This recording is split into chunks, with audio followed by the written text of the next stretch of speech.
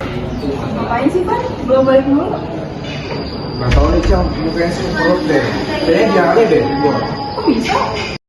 Kira-kira kenapa ya? Nah, jadi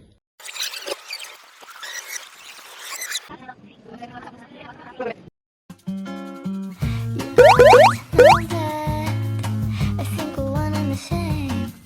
I don't think we could help it. diare ini merupakan suatu penyakit yang ditandai dengan perubahan bentuk dan konsistensi tinja yang lembek sampai mencair, dan bertambahnya frekuensi buang air besar yang lebih banyak dari biasanya, yaitu 3 kali atau lebih dalam sehari, yang mungkin disertai dengan muntah atau tinja yang berdarah. Nah, kira-kira nama patogennya apa ya?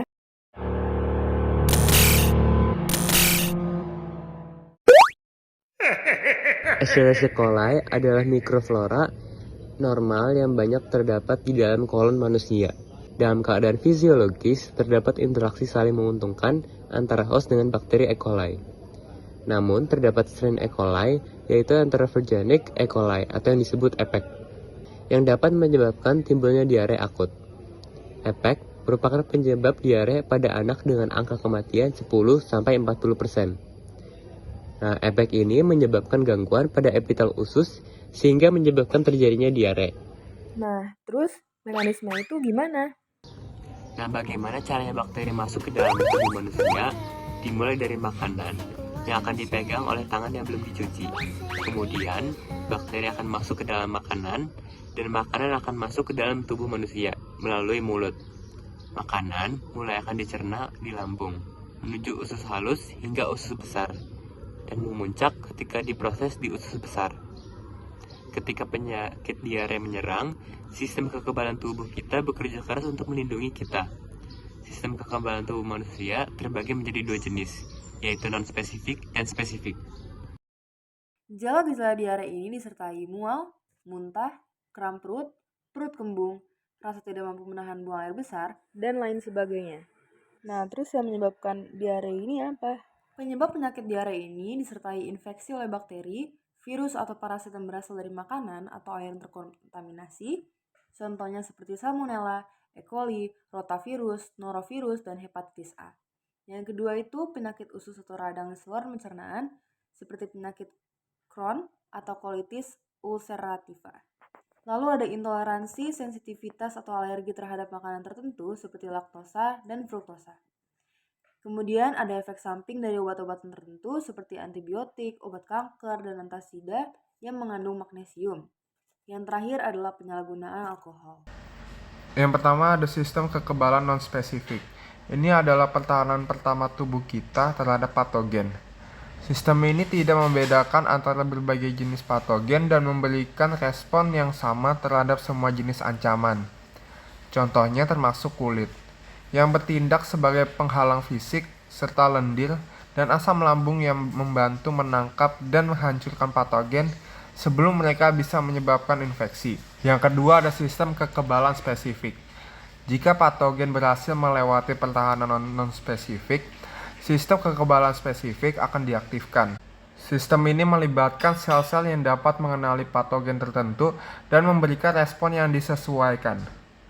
Ini termasuk sel T dan sel B yang dapat mengingat patogen dan memberikan respon yang lebih cepat jika patogen yang sama mencoba menyerang lagi di masa depan. Selama diare, sistem kekebalan non-spesifik bekerja untuk mencegah penyebaran infeksi. Sementara sistem kekebalan spesifik mengaktifkan sel-sel yang spesifik terhadap patogen yang menyebabkan diare.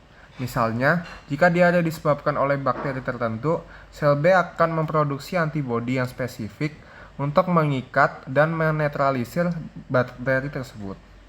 Sementara sel T akan membantu mengatur respon imun dan membunuh sel-sel yang terinfeksi.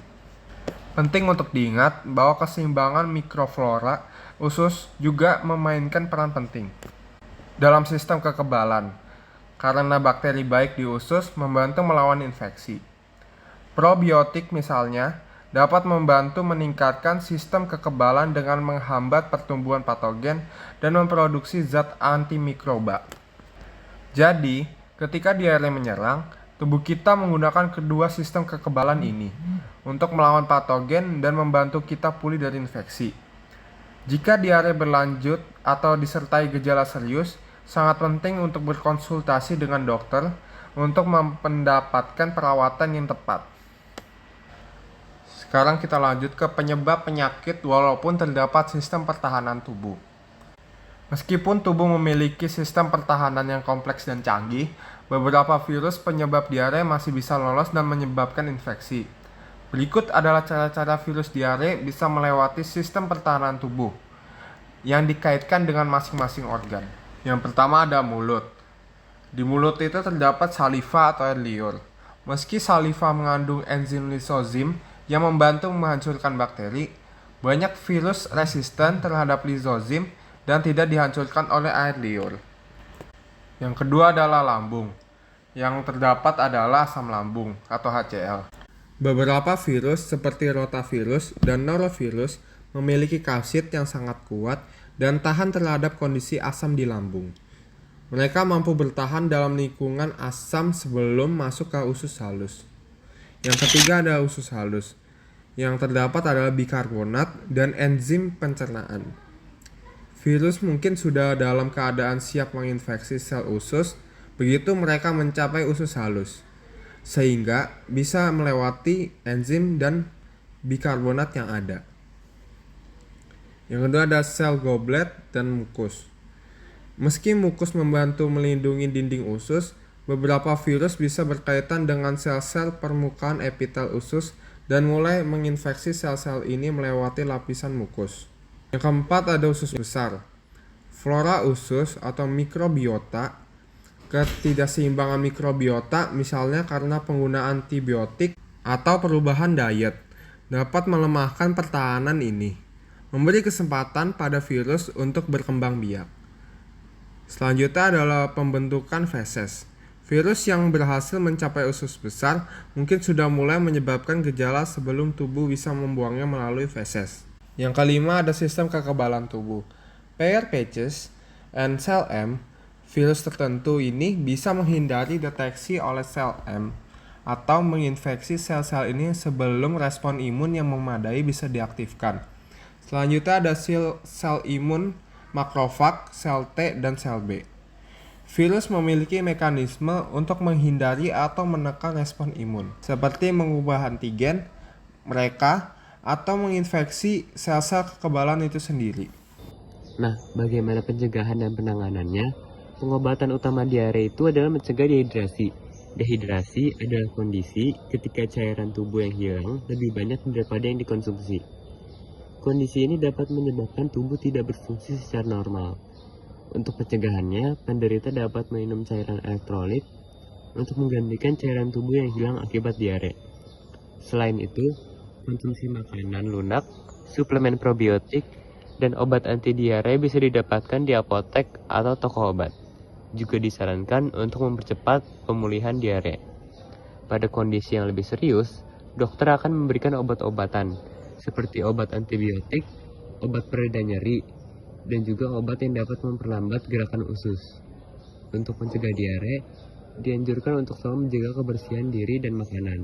Misalnya dengan mencuci buah dan sayuran sebelum dimakan, tidak mengkonsumsi makanan atau minuman yang belum dimasak sampai matang, dan juga rajin mencuci tangan.